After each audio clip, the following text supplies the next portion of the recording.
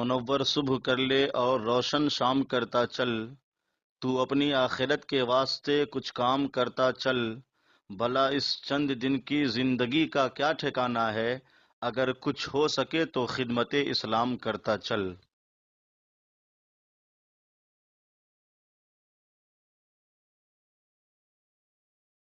سورہ نساء کی آیت نمبر 71 سورہ نساء کا رکو نمبر 10 اور 5ویں پارے کا 7واں رکو۔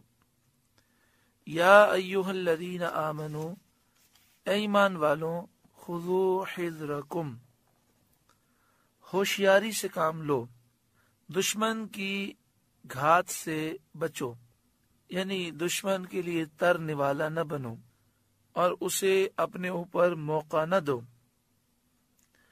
ایک قول یہ بھی ہے کہ ہتھیار ساتھ رکھو۔ فانفروا ثبات او انفروا جمیعا، پھر دشمن کی طرف تھوڑے تھوڑے ہو کر نکلو یا اکٹھے چلو۔ وَإِنَّ مِنْكُمْ لَمَن لَيُبَطِّئَنَّ، اور تم میں کوئی وہ ہے کہ ضرور دیر لگائے گا، یعنی منافقین وہ دیر لگائیں گے۔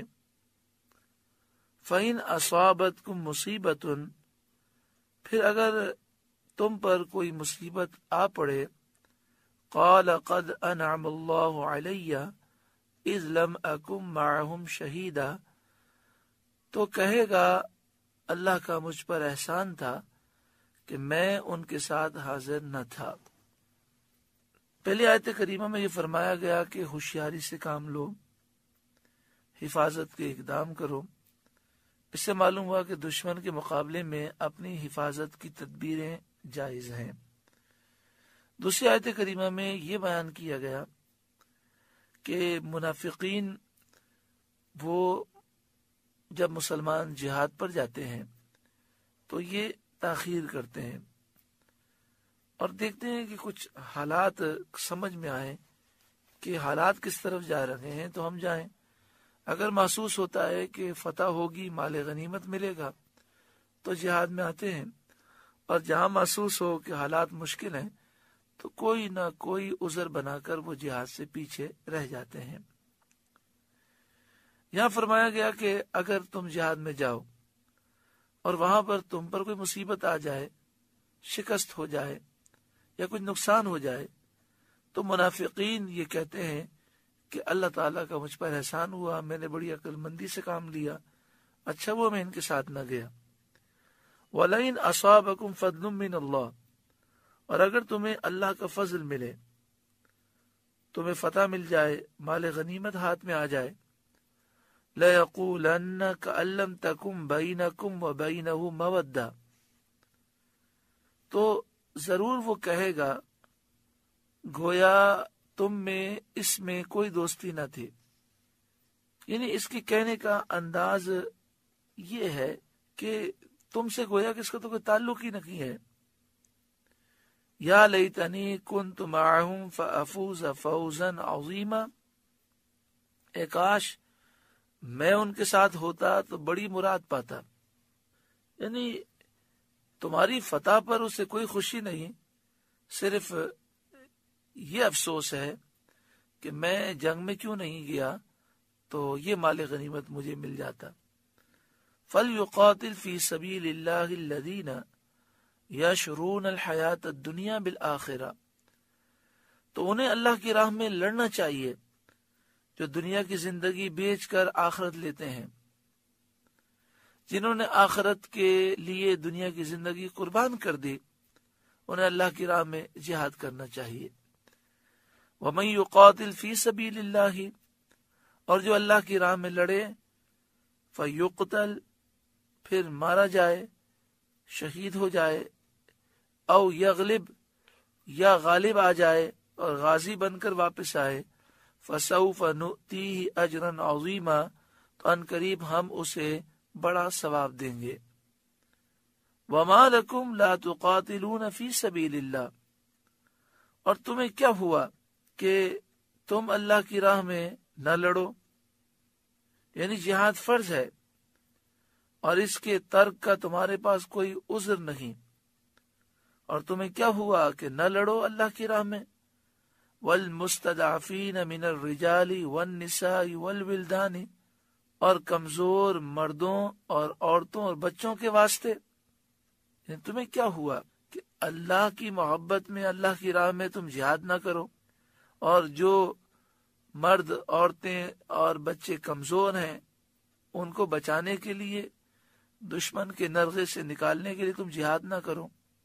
الذین یقولون، جو یہ دعا کر رہے ہیں، ربنا اخرجنا، اے ہمارے رب ہمیں نکال، من هذه القریۃ الظالم اہلها، اس بستی سے نکال جس کے لوگ ظالم ہیں، وَاجْعَلْ لَنَا مِن لَّدُنْكَ وَلِيًّا، اور ہمیں اپنے پاس سے کوئی حمایتی دے دے، وَاجْعَلْ لَنَا مِن لَّدُنْكَ نَصِيرًا، اور ہمیں اپنے پاس سے کوئی مددگار دے دے۔ الَّذِينَ آمَنُوا يُقَاتِلُونَ فِي سَبِيلِ اللَّهِ، ایمان والے اللہ کی راہ میں لڑتے ہیں۔ اس آیت میں مسلمانوں کو جہاد کی ترغیب دی گئی تاکہ وہ ان کمزور مسلمانوں کو کفار کے پنجہ ظلم سے چھڑائیں جنہیں مکہ مکرمہ میں مشرکین نے قید کر لیا تھا اور طرح طرح کی تکلیفیں دے رہے تھے۔ ان کی عورتوں پر اور بچوں پر بھی بڑے مظالم وہ ڈھا رہے تھے، اور وہ لوگ ان کے ہاتھوں میں مجبور تھے۔ اس حالت میں وہ اللہ تعالی سے اپنی نجات اور مدد کے لیے دعائیں کر رہے تھے۔ یہ دعا قبول ہوئی، اللہ تعالیٰ نے اپنے حبیب صلی اللہ علیہ وآلہ وسلم کو ان کا والی اور مددگار کیا، اور انہیں مشرکین کے ہاتھوں سے پیارے آقا صلی اللہ علیہ وسلم نے چھڑایا، مکہ مکرمہ فتح کر کے ان کی زبردست مدد فرمائی۔ آج کشمیر، فلسطین، برما اور دیگر کئی ممالک میں مسلمان مظلوم ہیں۔ مسلمانوں کو چاہیے کہ وہ اپنی تمام صلاحیتیں، اپنا مال، اپنا سب کچھ دین اسلام کے لیے قربان کریں، اور وہ اس بات کو سمجھیں کہ مظلوموں کی مدد کرنا ہم پر لازم ہے۔ مسلمانوں کو چاہیے کہ وہ علم جہاد بلند کریں اور ان ظالموں سے انتقام لیں۔ دعا فرمائے اللہ تعالیٰ اہل حق کو بیداری عطا فرمائے اور ظالموں سے انتقام لینے کی اہل حق کو توفیق عطا فرمائے، جنہوں نے لاکھوں مسلمانوں کو شہید کر دیا۔ والذین کفروا یقاتلون فی سبیل الطاغوت، اور کفار شیطان کی راہ میں لڑتے ہیں، کافر شیطان کے لیے لڑتے ہیں، مسلمان اللہ کے لیے لڑتے ہیں۔ جب وہ کافر شیطان کے لیے سب کچھ کرتے ہیں، وہ سستی نہیں کرتے، تو مسلمانوں کو تو اللہ کے لیے لڑنا ہے، آخرت میں ثواب بھی پانا ہے، تو انہیں تو بہت ولولے کے ساتھ دشمن کا مقابلہ کرنا چاہیے۔ فقاتلوا اولیاء الشیطان، تو شیطان کے دوستوں سے لڑو دین کی سربلندی کے لیے اور اللہ کی رضا کے لیے۔ ان کید الشیطان کان ضعیفا، بے شک شیطان کا مکر و فریب کمزور ہے، یعنی کافروں کا مکر و فریب انتہائی کمزور ہے۔ جب اللہ کی مدد آئے گی تو اللہ کی مدد کے مقابلے میں ان کا مکر و فریب کیا حیثیت رکھتا ہے۔ سورۃ النساء کا 10واں رکوع مکمل ہوا۔ دعا فرمائے اللہ تبارک و تعالی اس رکوع کے نور سے منور فرمائے اور ہمیں جذبہ جہاد اور شوق شہادت اللہ تعالی ہم سب کو نصیب فرمائے۔